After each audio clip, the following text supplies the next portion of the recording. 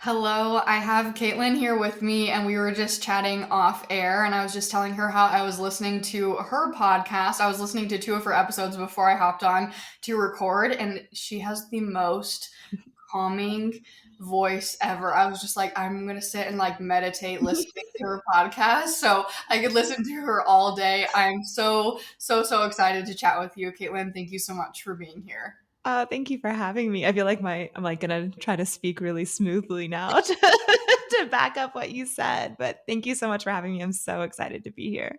Yes. Okay. The conversation that I want to dive into today with our episode is building a sustainable business and then also a personal brand and how they work together. But before we dive into that, my question for you is what is your entrepreneurship story? How did you get into what it is that you're doing today?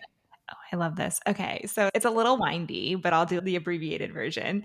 My background was in fine arts, photography, graphic design, and I was working as a graphic designer after college. And my sister actually came to me and she was like, I really want to start an Etsy shop. This was when Etsy was like really starting to take off.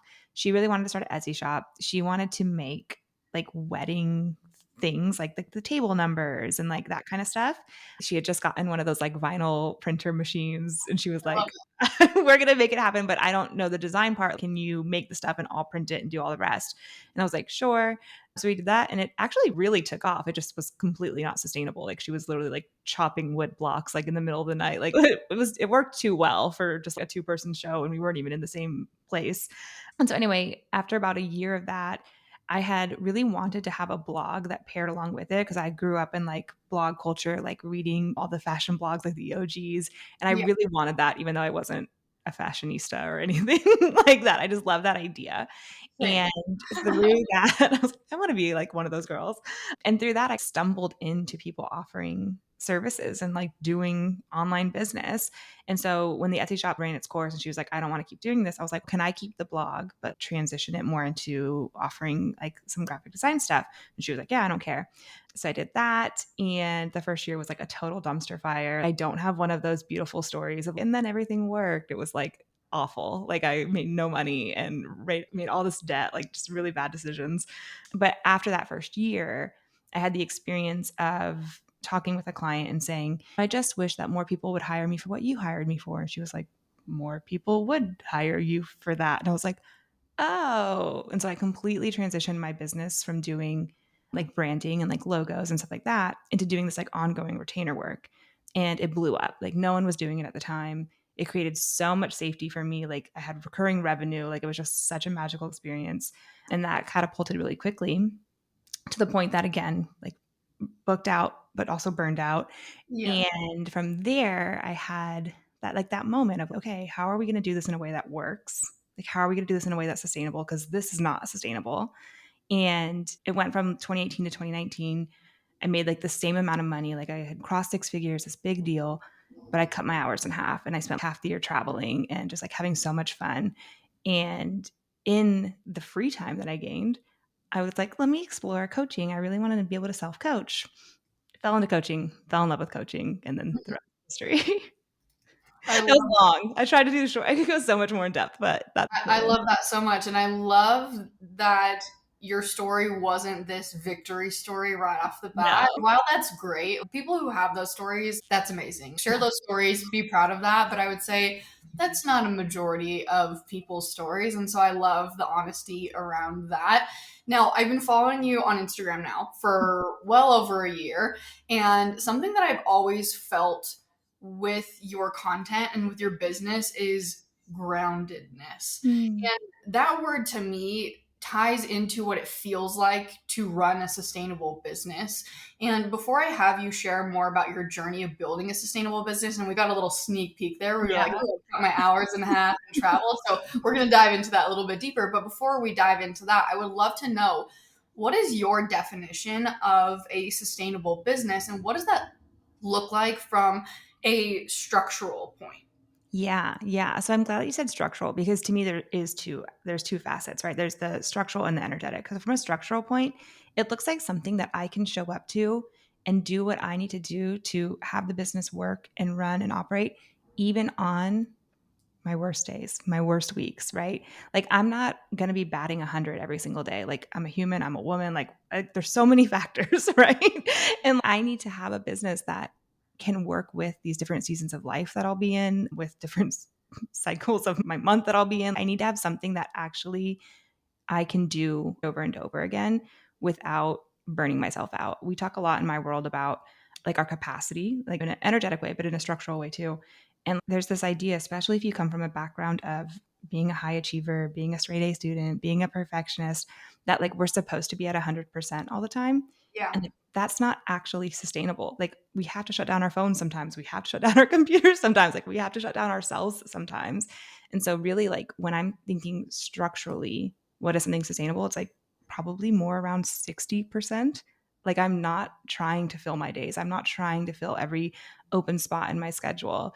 And I know that's counter to a lot of productivity experts or something like that. But Yeah. that to me is not something I can do all the time because I'm not going to be able to give that all the time. No, for sure. I love that. Now, my question that pops up here that I'm thinking is I'm listening to you and I'm like, okay, you've been through this entire journey, years of building different businesses, and it's easy for you to say that Mhm. you only need to be working at 60% capacity. What about me starting my business from scratch? Is that something that I can do and build a successful business from scratch only at 60% capacity?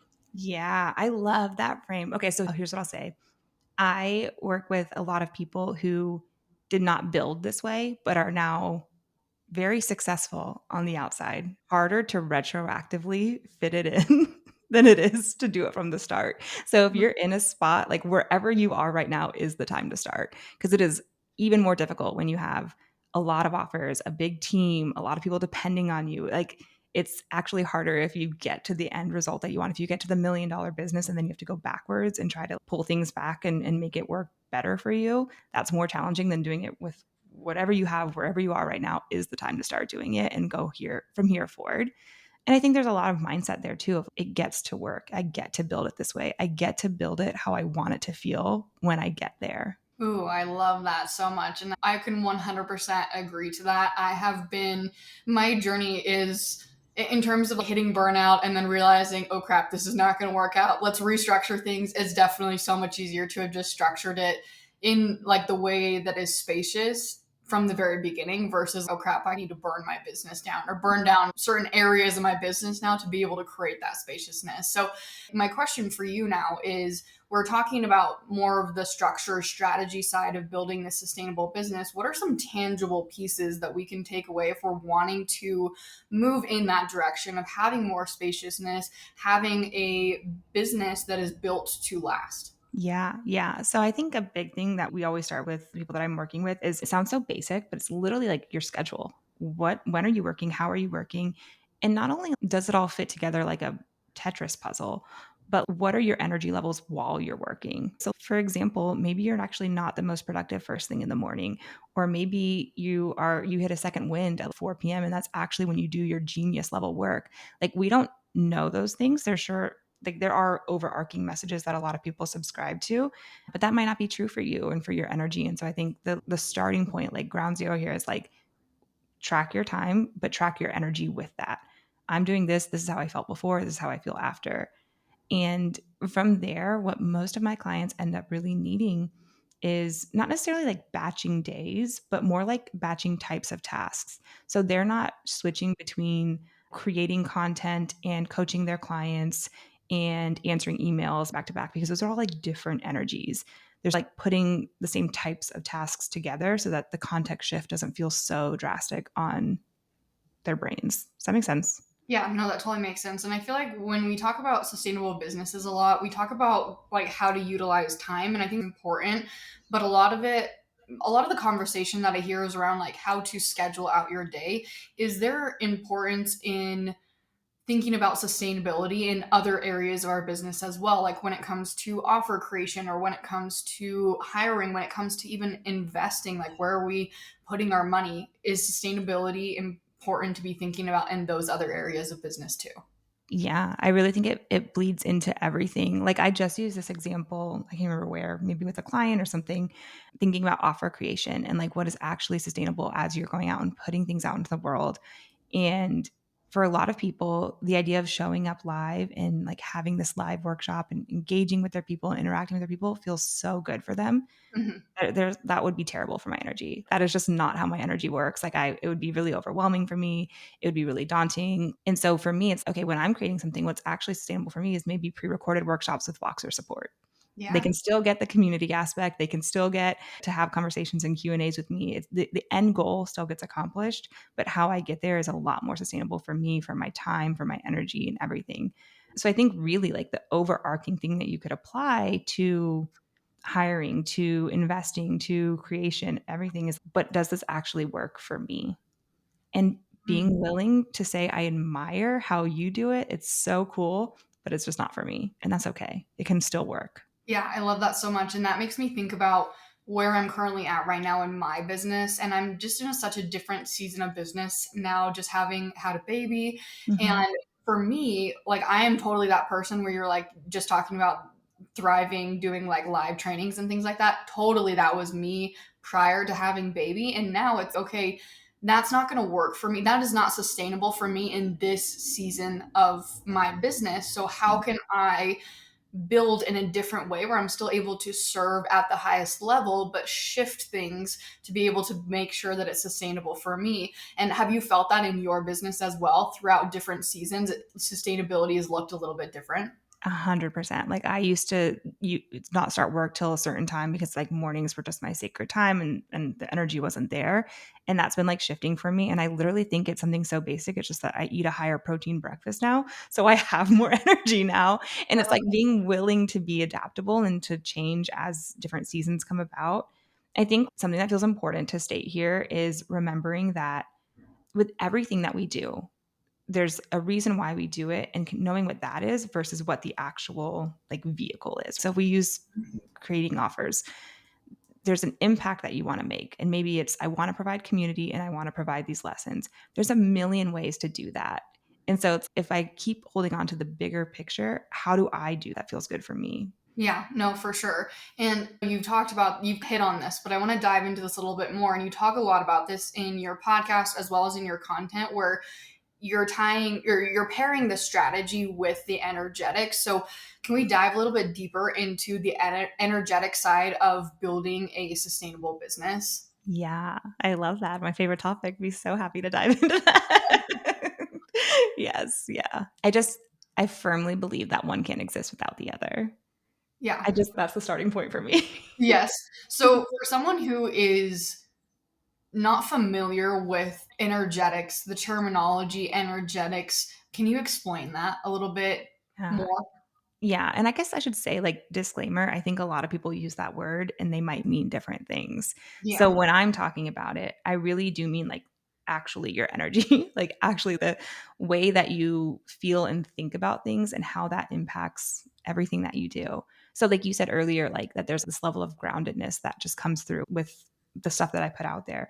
That to me is the energetics, right? Mhm. There's not, oh, I use this word strategically to create groundedness. It's no, that's literally the vibe that is infused to what I do because of how I care for myself and my energy. Can you dive into that a little bit deeper? How can I guess my question now that I'm thinking about is, okay, what if I want my Instagram account and my content and my business to feel grounded? Where do I start with that from an energetic perspective? Yeah, I love this. And grounded is a great choice, but insert your own thing there. Maybe you want to feel really fun and lively and like a lot of energy. Maybe you want to feel grounded and calm. Like it doesn't matter, but whatever it is, this is going to be a little meta, but it's, are you doing that in your own life first? Are you being the embodiment of that? Are you walking that talk? So, for example, with me and this idea of being groundedness, that comes through because of literally the structural like way I do my day and the priority I give to things like journaling and going for walks and like snuggling with animals and letting the sun touch my face. Like that comes through because of all of these activities that I do not related to business, but just for the human, it bleeds through into everything I do because I'm actually a really grounded person, right? So it's prioritizing things that are happening outside of your business, knowing that those things affect the things in your business. And for me, that, like, when I realized that, I'm trying to think of the exact moment. I think I was reading a reel. Someone had posted about this. I think it was Sam Vanderwellen. Mm-hmm. And she had posted about the importance of living your life outside of your business. And I don't know why, like, it took me so long to have that click where it's like, in order for me to be creative, in order for me to fill my cup, I actually need to be doing things outside of my business, and how much that affects my business. Have you experienced, obviously, you've experienced the same thing because we've been Yeah. talking about that, but I just think that that's so powerful. Yeah. I think there's a kind of a joke in my world with like my clients and stuff that I use that I'll reference Will in some way, shape, or form because I'm like an obsessed girly, but also because he's been one of my greatest teachers, as well as my partner. And something that he has taught me a lot about is like the ability to disconnect, like the ability to be like, let's go do something else. And he is from the start of my business and being in a relationship with him, he was always like, you need to walk away from your computer. We need to go do something. We need to go outside. We need to be in the world. And I'm so grateful for that because that's not my default. My default is let's just get it done. Yeah. Let's just put on our good girl, type A, all A's, A+ student, best girl, and like power through. It's not in my natural tendency to be like, let's not be done with our to-do list and go outside.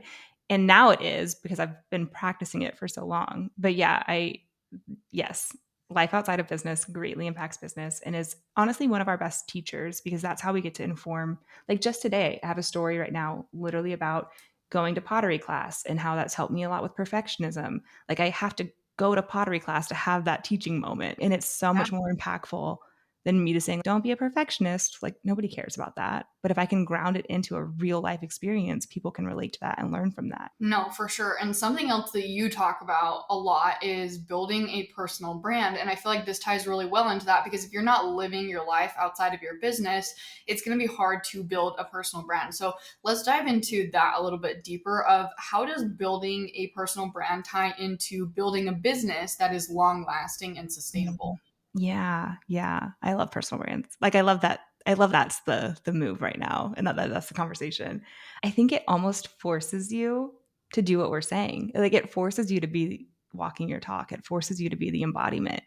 Because how weird would it be if I'm over here saying slow down and give yourself rest and don't work at max capacity, and then I was like showing you a day in my life, and it was like just an intensely overfilled schedule and I'm just like frazzled and freaking out and snapping at everybody because I have no capacity left. That would not work. Like people would be like, I don't want to learn from you. I don't want to be coached by you. Like this isn't real. And so I think personal brands are fun because it in a way forces you to get really clear on what you stand for. And the thing that you stand for, you're probably already living and doing in some way. Maybe you could turn the volume up on it more, but it's probably already a part of you. And that gets to like almost validate your work or help people experience your work in a different way, if that makes sense. Yeah, no, that totally makes sense. And I feel like I love this move. I call it a movement. It's like the personal brand movement. I know that you have a post, it's titled on your feed, it's your personal brand era. I love that this is like the vibe for 2024, but Mhm. I also feel like it's being talked about a lot. And a lot of people still are like, okay, yes, build a personal brand, but what does that actually look like? Can you give some examples, more so from a content perspective Yeah. on Instagram? What does that look like in terms of building a personal brand? Yeah. Yeah. So I think the way that I like teach it is like the framework is your magic, your movement, and your method. And your magic is obviously that je ne sais quoi, like that thing that you just are, right? Like you could say maybe part of mine is like the groundedness, like just this kind of innate thing that you have. The movement is the thing that you're leading. So life and business or whatever that is. And then your method is like how you help people do that. As far as like how that goes into content, I think the question is where are those three things showing up in your day to day and can you share that more? Mm. And it's one thing to create educational content. And obviously, I'm speaking to the queen of Instagram. So correct me if I'm wrong. But like, it's one thing to show up and create the educational content, the value content, all of that. But it's another thing to say, here's an example of me being my movement. Here's me, like almost like that show, not tell mentality. And so I think really practically, if someone wanted like an action item, it'd be like being so clear on what it is that you stand for, what that movement is for you and for your business. And where does that show up in your day to day? And how can you bring glimpses of that in? So it's not, oh, this is important, but it's here's me doing it. Here's me living it. Yeah, for sure. Now, I think that something that is going to come up for listeners here is, what if I don't have anything? Like, my life is boring. I do the same things over and over again. Or maybe in the case that maybe their niche doesn't necessarily fit what their life is. Let's just say that they're a physical therapist helping people who are injured, but they're not necessarily in, like, how do we bring personal brand in those scenarios? I love this. Like I am the most boring person. So I feel you. Like literally like I snuggle with my cats. I like play The Sims. Like I'm like really boring. Yeah, so I get that. But I think it is opening yourself up to what's underneath that. So yes, none of my clients really are like, "Ooh, I really want to play The Sims all day," but they want that period of rest. And so it's what does this represent? What kind of that zooming out again of that's just the vehicle. What's the overall thing? Yeah. But I love the question, for example, with a physical therapist. I work with like a lot of wedding professionals, so this kind of comes up too. Hmm. I want them to, or I want them to, what I invite you to do is recognize that you're not just a physical therapist or you're not just a wedding professional, right? There's something that you do that's different. Like, why do I go to you versus the next person down the street? And whatever that is, whatever that method is, like going back to that framework, there's some part of that that you're living and breathing and doing. So, like the example I use inside of some curriculum is that a wedding professional who really believes that the wedding planning process gets to be this really fun and joyous experience, not stressful, not like intense, just like a really beautiful experience. If you believe that, that means that you probably believe that in general, life gets to be a beautiful, fun experience, right? Like it just trickles down into your trade, but that's probably who you are. So, where are you doing that? Where are you stopping and smelling the roses in your day? And Yeah. how can you show that idea, like that concept, that movement in your daily actions and daily to do list? I love that. Now, another question here. I'm just like diving deeper and I love deeper. it. One thing that's coming up here is with a personal brand. I think a lot of people think that they have to share their entire life, like every Mhm. detail of their life. Is there some sort of like formula that you have of, hey, choose like maybe three key pieces and bring those to the forefront of your content and your business? What does that look like for Yeah. someone I want to build a personal brand, but I don't want to share every aspect of my life? Yeah, yeah, and full permission to not. That's yeah, Yeah. you do not have to. You see a very curated selection of my home. You do not see the pile of stuff that I need to donate over there. That's not shown. But okay, a couple of things come up. One is what are the conversations you want to be having? What do you want to connect with people over? So an example that I use is I love conversations about whatever spicy fantasy book is popular right now. So I will share what I'm reading because go ahead, drop in my DMs. Let's chat. Show me your to be read list. Like I'm open to that conversation. Yeah. And I know that we can form connections over that conversation. So that's something I'm open to talking about. I'm not going to share the pile of stuff I need to donate because I don't want to have that conversation. I don't want to bond over how annoying it is to go to Goodwill or whatever. That's great. Yeah. I don't need to commiserate with anyone on that. So thinking about the conversations you want to be having. And then the other part is thinking about relevancy to your people. It's really relevant for me to share things about ease, about spaciousness, about having a really expansive schedule. Like it's relevant for me to share that because I want to engage in those conversations because I want to help people with that. So if you can't tie it back to something that matters to your ideal client, then you don't need to share it.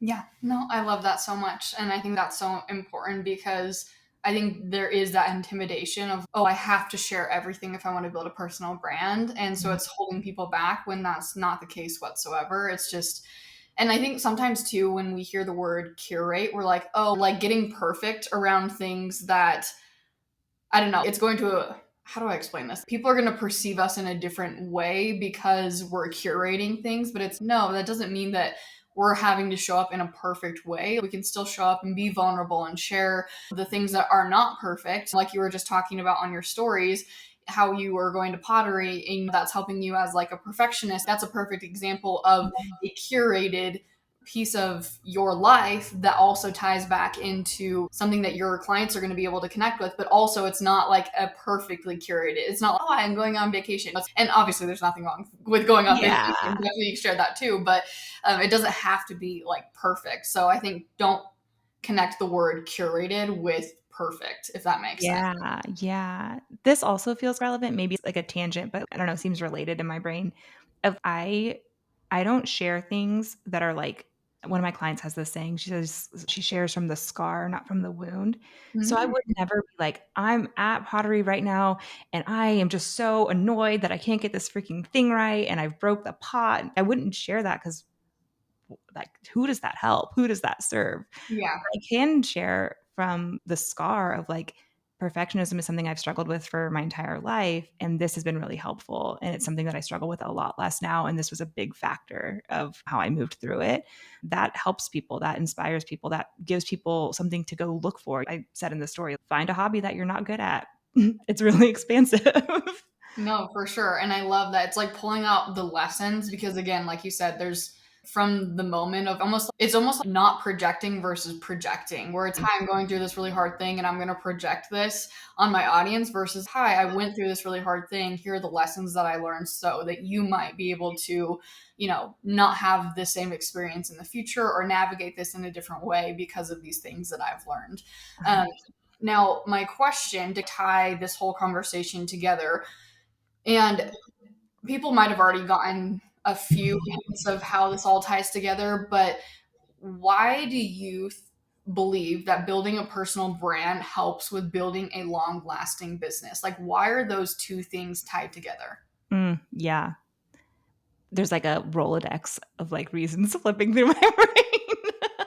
So, like, the one big thing, and in a way we touched on this actually earlier too, we're building something. I assume most of us are building something that we want to be able to have for a long time, that we're in it. And as humans, we're going to change and evolve and grow and expand. And so the more that we can create relationships and community around the overarching movement, like the overarching idea, Yeah. the more flexibility that gives us to change how we deliver programs when we have a baby or whatever it is, like the less that we get stuck in only being like the one thing. So I think it just opens up a lot of possibility and a lot of room for growth because you're going to grow and evolve. That's part of it. Yeah, for sure. No, I love that. And I think that is something that should feel freeing for a lot of people. Because I think Mhm. when we talk about the conversation around niche and like niche down and like you only, like, you have to do this one thing, and people are like, oh my gosh, I have to do this for the rest of my life. But it's, if you're, a niche is designed, like, from the marketing perspective, to help you build a community of people who know, like, and trust you for this one thing. But if you've also built a personal brand alongside that niche, people are there not just for what you're teaching, but they're also there for you. And so if you want to pivot and shift and bring in other topics,